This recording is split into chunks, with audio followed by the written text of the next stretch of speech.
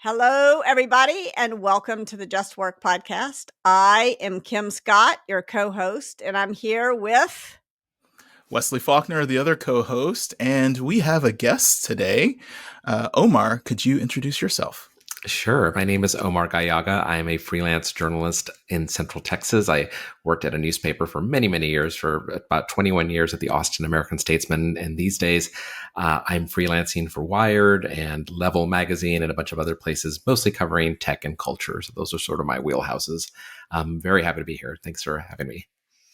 We are thrilled to have you. It's a little bit scary for me to read something for a writer as experienced as you are, but I'm going to do the reading. I'm going to overcome my fears, and I'm going to rely on you to be radically candid about what you think about these paragraphs. I've read it. It's really good. Keep Excellent. do what you do. It's great. I'm sure you can make it better. And I'm editing. Just so you know, I'm editing the paperback, so your thoughts will have an impact.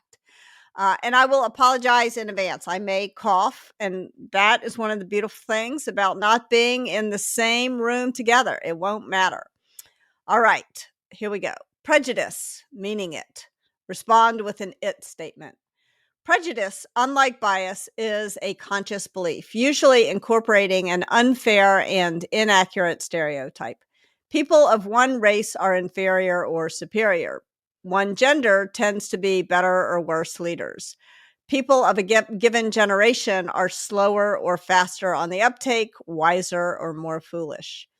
People don't change their prejudices simply because someone points them out with an I statement.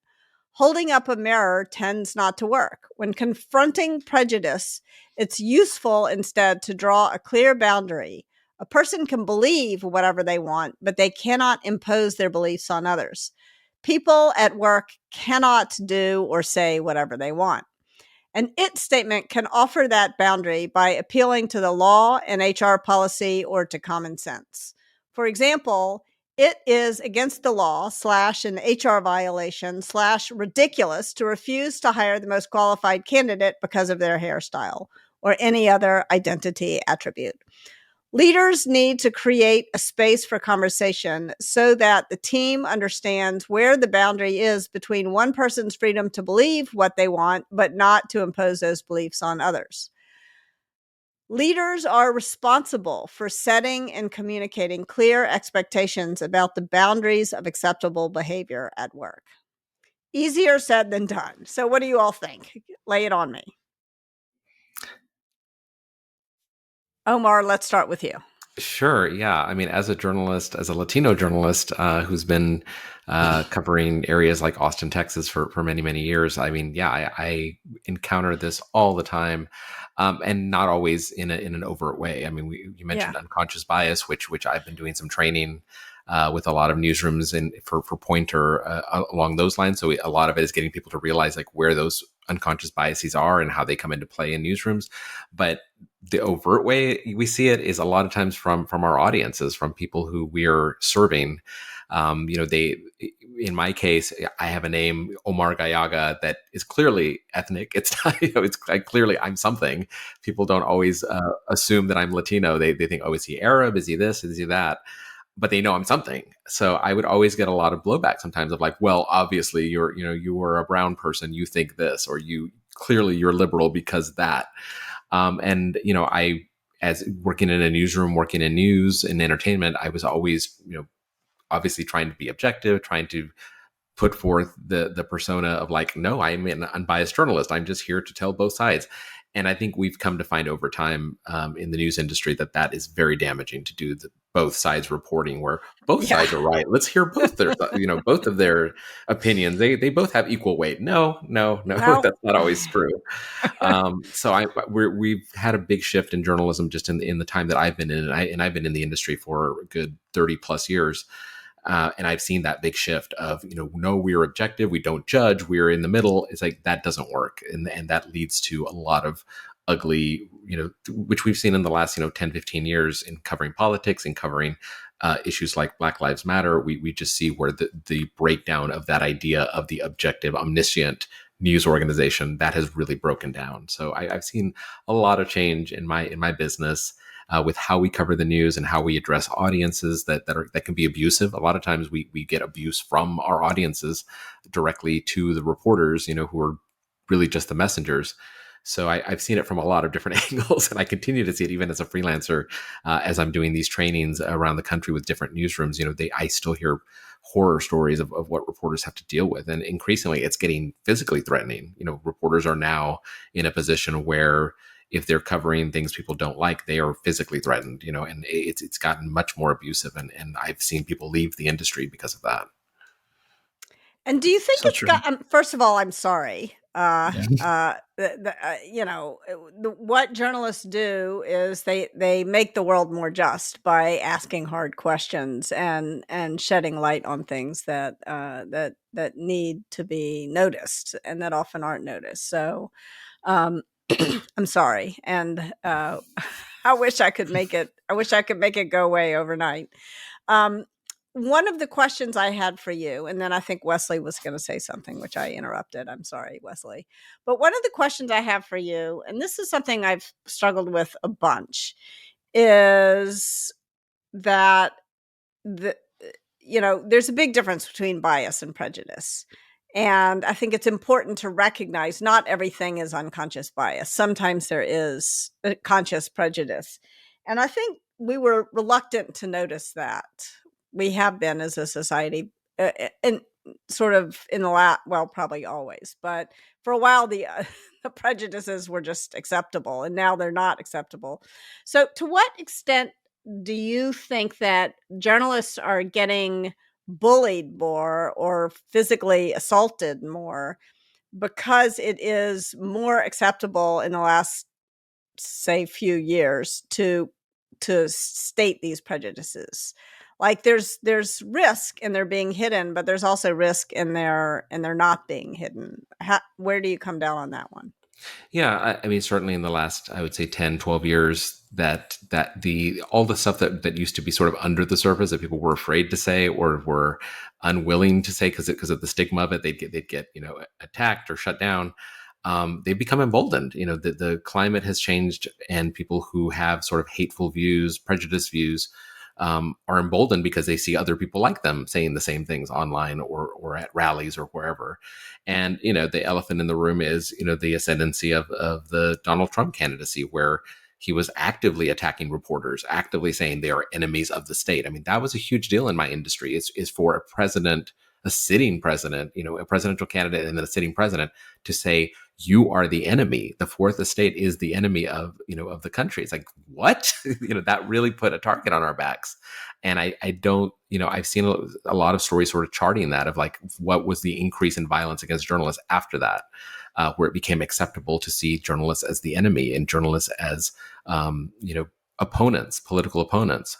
So it definitely has become more dangerous. I mean, journalism has always been dangerous around the world, especially when there's wars, when there's conflict, when people's lives are at stake and you're on battlefields and covering things that are life and death.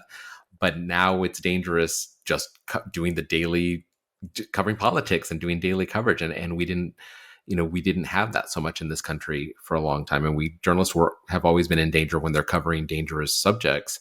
But now you can just be endangered just by nature of your job, just by nature of being a journalist. Doesn't even matter what beat you're on. People find out you work at a TV station or a newspaper, suddenly you're an enemy. So that's what's changed for a lot of us. And some of the training work that I do, in addition to the stuff about the DEI subjects and unconscious bias, is also training on trauma. I think that's another thing that we haven't really dealt with very well in the industry. And we're a slow industry. we're slow to adapt, and have been historically. And it's only in recent years that we've come to recognize this is not only dangerous as a job, it's also traumatic. You deal with a lot of firsthand and secondhand trauma just in reporting on these subjects, just by exposing yourself to these subjects, even as an editor or a line editor. So I think we're coming into an understanding of not only is it dangerous and low paying, you also have to deal with trauma. So that it's not a super attractive industry when if you're telling young people like what to do with their lives. But there are a lot of, I think it's still vitally important that we have a strong journalism industry. I think it's still crucial to our democracy. Totally agree. Democracy depends on it. Mm-hmm. Absolutely. I wanted to just chime in about the reading, and bring up 2 points, and then 1 point, piggybacking off what Omar said, is that first one, I wanted to say thank you about the part about you can't hire, you can't choose not to hire someone because someone's hairstyle. I think that was a specific call out to me. So thank you for including that in that section. The second thing is that, when you're talking about saying you cannot do this because of this, that cause and effect, it's almost like you're lending authority to yourself in order to say that you can't, uh, what I'm saying is not something you need to argue with me about. It's the law, or it's the policy, or it's that the thing that is knowable, unchangeable, and fixed, which allows the argument to kind of like not happen, because it's not you who's saying you can't do this. It is this other authority that is bigger than both of you at the time, which I think is an awesome technique, because it can kind of like make sure that those headbutting, drag down arguments about it's your opinion as opposed to it's your opinion, can help move those away, or deflate those, because you are speaking about something that you both can verify outside of each other, which is really, really great. Yeah, because Yes. I rarely want to have an argument with someone about their prejudice. I mean, Yeah. there are times maybe if I really love the person and I care enough about, but I have to care super deeply about someone outside of their prejudice, and and frankly, it's hard to care deeply about someone who has a, who has a prejudice that I vehemently disagree with. So that's you're exactly right. That's part of the reason Yeah. for the it statement. Like, I'm not going to argue with you about your belief. I'm not going to ask you to argue with me about my belief, but here's the Yeah. rules. Yes, exactly. And it doesn't resort to name calling or any ad hominem attacks, which is great. And the thing that, what Omar was saying that reminded me, is that I've been rewatching the Marvel Cinematic Universe with my kid, because they're now older, and we just recently watched, Captain America: Winter Soldier, which is the movie in which you hear or you find out that there are agents of Hydra embedded in Shield. And I would say that around 2016 and the campaign and Trump becoming, president, kind of made it feel that way, where I was working with people and then it would just come up where like, you believe what now? And just being surprised that people that I thought I knew or were allies of me, like existing or flourishing, Yeah. was started adopting and actually spewing and sharing some of these thoughts. And it is really sad about how the Overton window kind of shifted. And I'm also seeing that same shift in this current election or campaign cycle, where, the governor of Florida is saying basically that Trump was, in terms of like, gay rights, or rights of people who identify as LGBTQ plus, how he was too liberal, and there should be like zero quarter for those who are, in that camp. And it's just like one of those things where it's like, oh my gosh, and double down, tripling down, and just saying I was absolutely right. And Omar, you just wrote the story about how there's conversation where it's like, is white supremacy bad? I don't know. And Uh, it's just like, why are we having these conversations that should have been settled? Well, it definitely feels Yeah. like a rollback. It feels like we Yeah. made a lot of progress for decades, and now all of a sudden a lot of that is being rolled back. And we didn't think we could be rolled back. We were like, we're already here. How can we go backwards? And apparently, there's groups that have found ways to kind of push us backwards and say, no, we're going to regress and go back to the way things were decades ago. It's like, okay, well, all right, if that's what you want. But yeah, I agree that oftentimes arguing the point isn't as effective as just you can't then bringing up the well, it's illegal and here's why, or it's against the rules and here's why. I'm not going to argue with you about your fundamental beliefs because that's unlikely to change. Yeah. Right. And I mean, I think there is a time and a place to argue. There's a wonderful book called Rising Out of Hatred about a guy who was a white nationalist, and when he was, I think, the godson of David Duke or something, And when he got to college, people were horrified. And there was a Jewish guy in his class who invited him to Shabbat dinner and said, not because he was a white nationalist himself, but because he felt like he said his rabbi told him it was his job to push against the boulder, not his job to move the boulder. And so he said, well, I'm not, my goal in this is not to change this person's beliefs, but just to present another worldview. And ultimately this guy left white nationalism and has spoken about it quite a lot. And it's interesting to think about, like, when is it worth it to actually have the conversation with the person who has the prejudice versus just use the it statement. And I think in general at work, most of us would prefer the it statement. But I don't know. What do you all think? Yeah, absolutely. I think, and it tends to happen during tighter economic times where, like, people don't want to mess with their jobs. They don't want to have to take a stand at work. They want to keep their jobs and not create conflict and not get caught up in a whole cycle of HR events and in potential lawsuits and whatever. It's like people don't want to mess with all that. They just want to do their jobs. So I think when we're in these flush times, as we were a couple of years ago, where everybody was looking for workers and there was all this competition for tech jobs, and the workers kind of had the advantage. Sure, you could bring these things up, like, I'm not going to work in an environment like this. I'm not going to do this.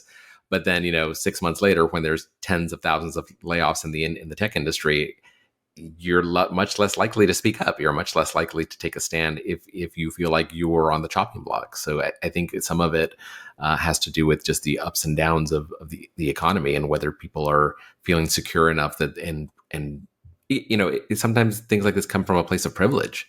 Yeah. If you're secure in the idea that you're going to get another job and you'll be fine, you're much more likely to speak up than someone who is historically disadvantaged and doesn't think they're going to have the same kind of opportunity. So I think there's definitely a racial component to it in some ways of, like, am I comfortable enough that I'm insecure that I'm going to find another job that I can make that statement? Some people won't do it because of that. Yeah, absolutely right. Yeah. And because of, usually, if you look at the power dynamic, usually the majority is in the power position, and the person who is in the minority is probably in the less power position, which means it makes that confrontation so much harder.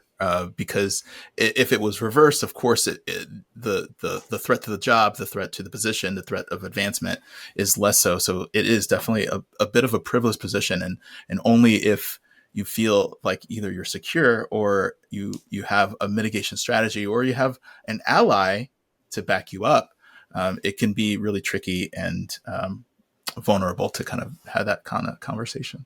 Yeah. I think that's exactly right. And I think also, I mean, one of the moments when I decided to write Just Work was I was on a panel with Sarah Kunst, who is a Black woman who took on Dave McClure, had a Me Too moment, and we were talking in prep, and I was kind of maybe advocating too much to be silent. There's all these risks about this.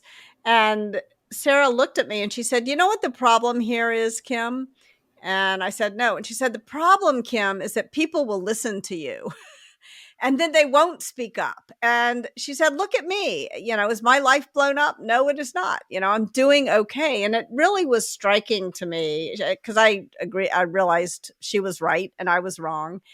And it was really striking to me because I frankly didn't have much to fear in speaking up. Actually, when various stuff had happened to me, I could easily get another job, and and I had been at Google when I went public, and so I had some savings to fall back on, and yet often I didn't speak up, despite the privilege. And so I think that there's a there's a million pressures that sort of have a lot of us defaulting to silence, and that's one of the things I want to do is change the default, and have the default to be to choose your response at the very least, and to speak up, especially to speak up if you have the wherewithal to speak up if you are the beneficiary of various unfair advantages.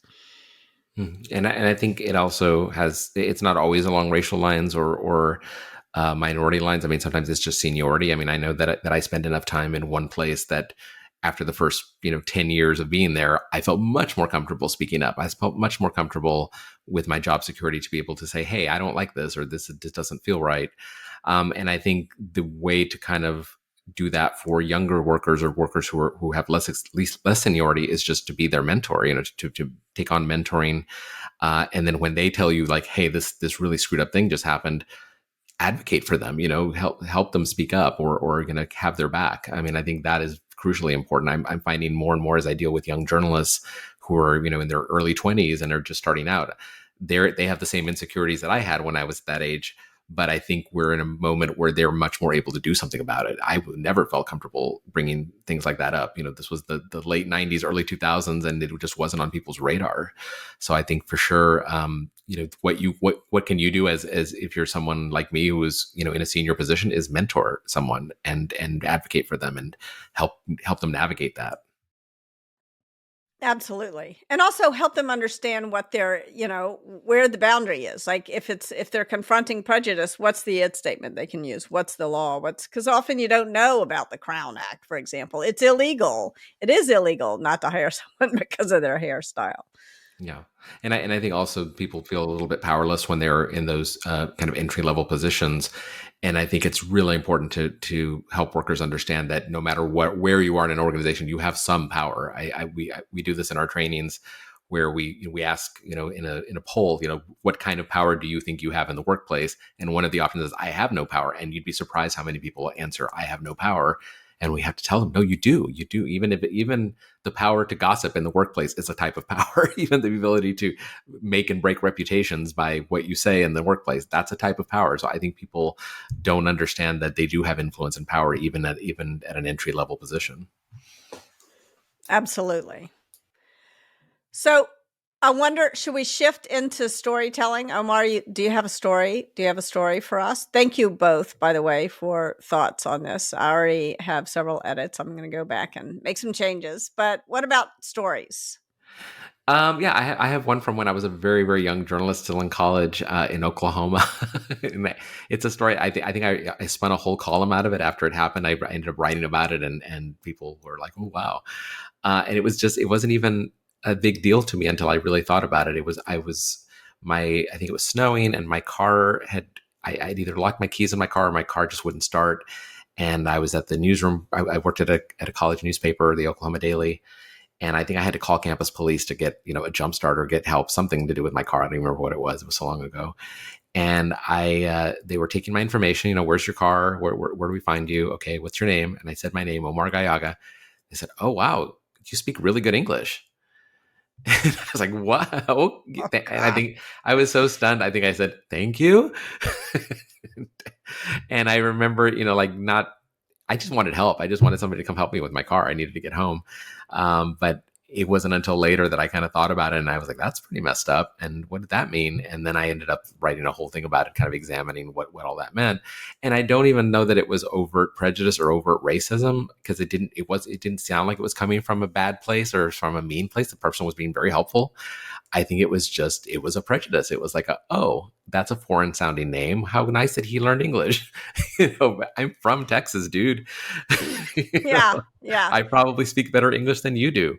Yeah, that was just a moment that I always stuck with me of like, it doesn't even have to be mean prejudice. It doesn't even have to be prejudice with an intent to harm, but this is clearly something that's in this person's head and that they learned somewhere. So, and do you think that was prejudice or was it bias? They gave voice to it, but I think it's a little of both. But I think it's prejudice in the sense that that probably influences their actions in some way. Thinking that along those lines, thinking that foreign people or someone with a foreign name won't know English as well as everybody else. I think Did they mark your car as stolen?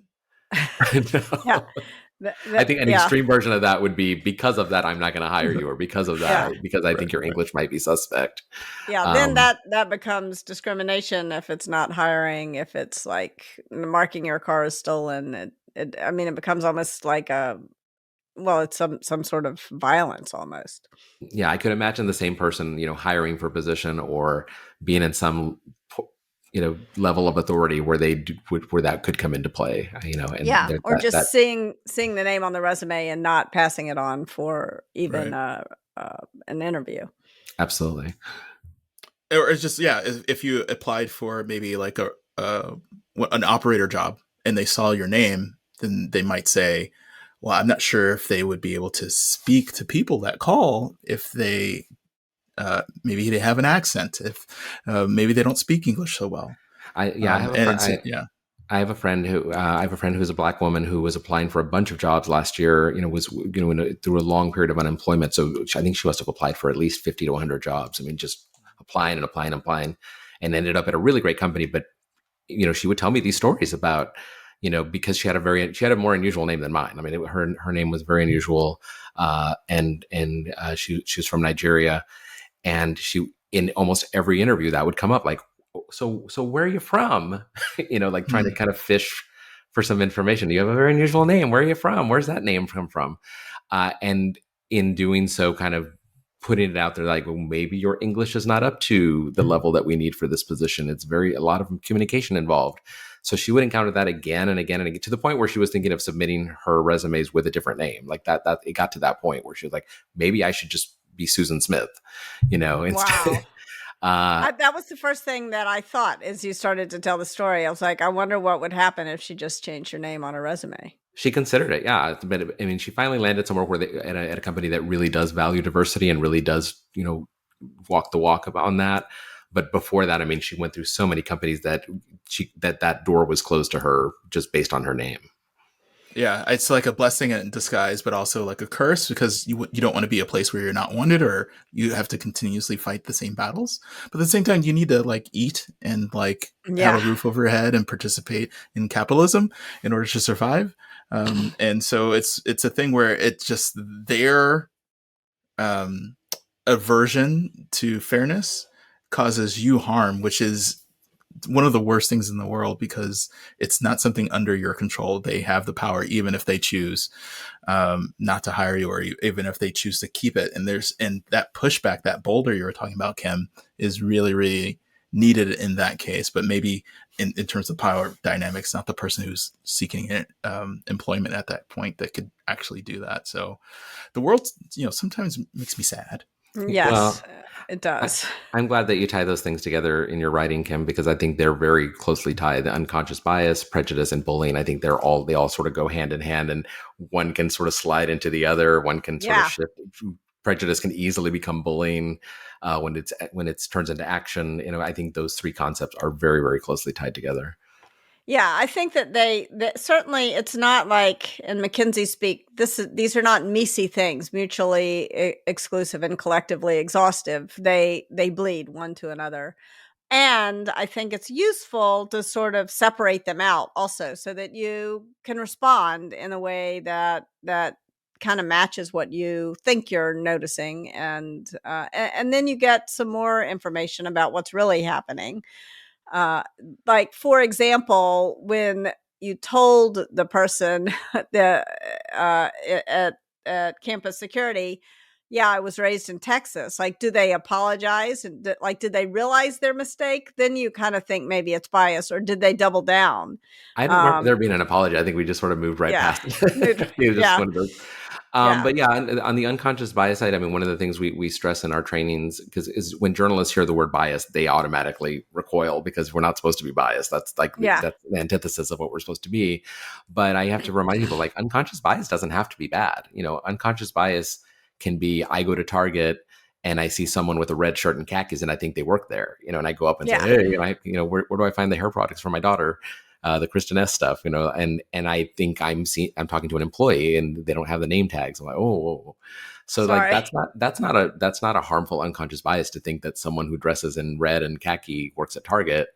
but it's just your brain making those connections. So I think that's one thing with reporters. You have to tell them, bias is not necessarily negative or bad. It's just your brain making connections, and everybody does that. Everybody's kind of their brain is taking information and trying to patch it together into a conclusion. So that's not the bad part. It's when those unconscious biases start to affect the work in negative ways and in ways that disadvantage others. Yeah. Daniel Kahneman. Sorry, go ahead, Wesley. I was going to say the same thing. System 1, System 2. Go for it. You go for it, Wesley. I was just going to say that it's just Thinking Fast and Slow is a really great book to really dissect this in terms of how your brain just quickly jumps to conclusions before you necessarily even realize it. And how if you are aware of those things and how you can't necessarily change it, but if you can find the time to slow down, or if you understand and think about how things are affecting you consciously, then you can at least mitigate any harms with bias. But I also wanted to say about your story, I'm really curious about when you wrote it, because it was like an aha moment afterwards where it's just kind of stuck with you. When you put it in print and you put it out into the world, what kind of feedback and what kind of responses did you get? I remember my dad being really proud that I wrote it. I think he's always been an advocate for my writing. Anything that I've ever written that was personal or that has a connection to some stuff that actually happens, I think he really connects with. I remember, I got feedback from people on campus saying, mostly just like sympathize, like, oh, wow, that's messed up. And I was like, is it though? I don't know. Like, I don't feel any personal harm. I just thought it was a weird moment and worth writing about. And I think the headline was very provocative, like, a snowy night leads to racism or something. It was something like, oh, that's a little strong. But I remember the feedback being very sympathetic. I don't remember getting any hate mail or anybody, thinking that I didn't have a point about it. And my writing tends to be pretty kind. I think I was giving the person every benefit of the doubt of like, well, maybe he meant this, or maybe he didn't. I don't think I went on the attack. That's not really my style. So I think it was more like, hey, this weird thing happened. I don't know what to make of it.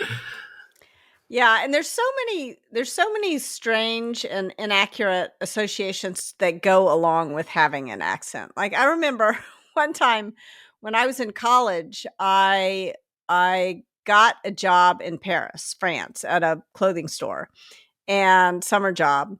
And some American tourists walked in, and they're like, "Oh, you have such a good accent."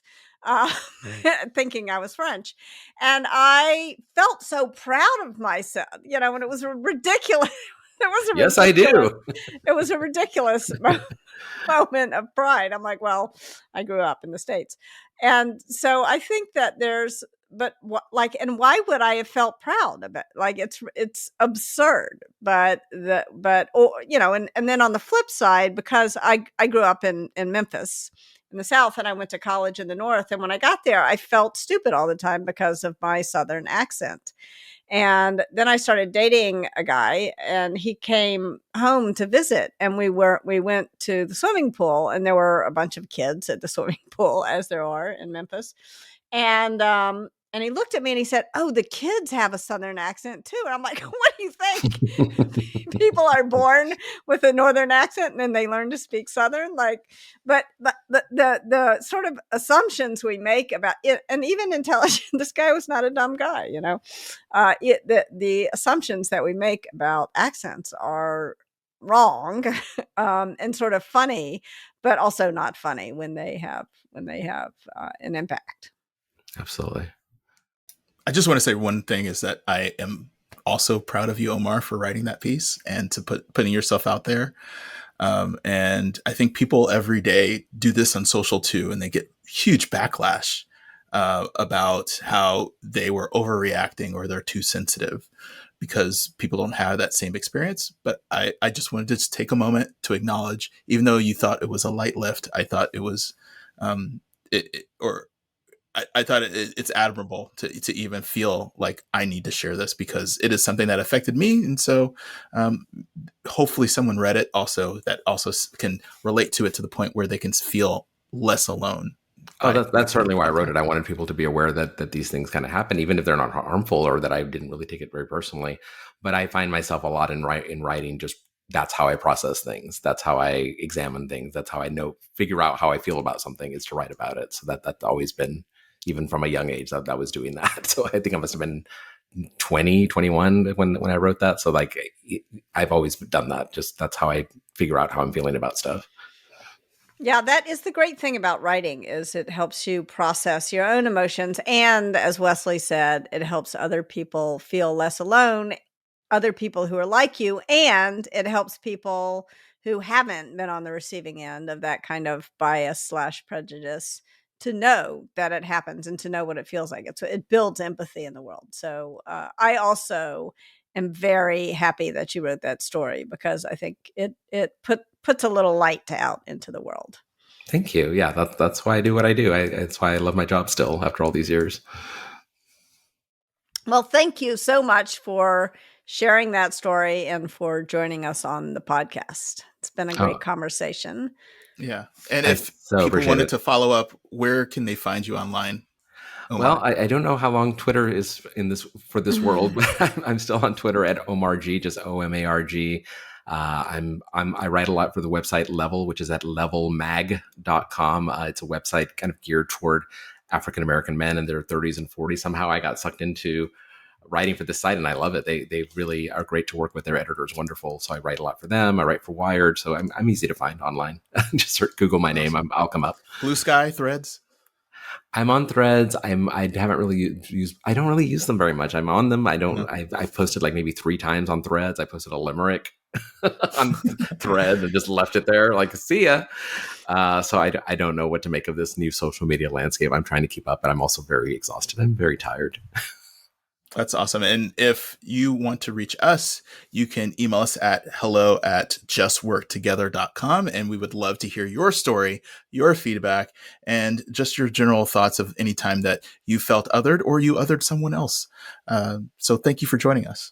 Thank you so much. This was great. I appreciate it. Thanks so much. Take care.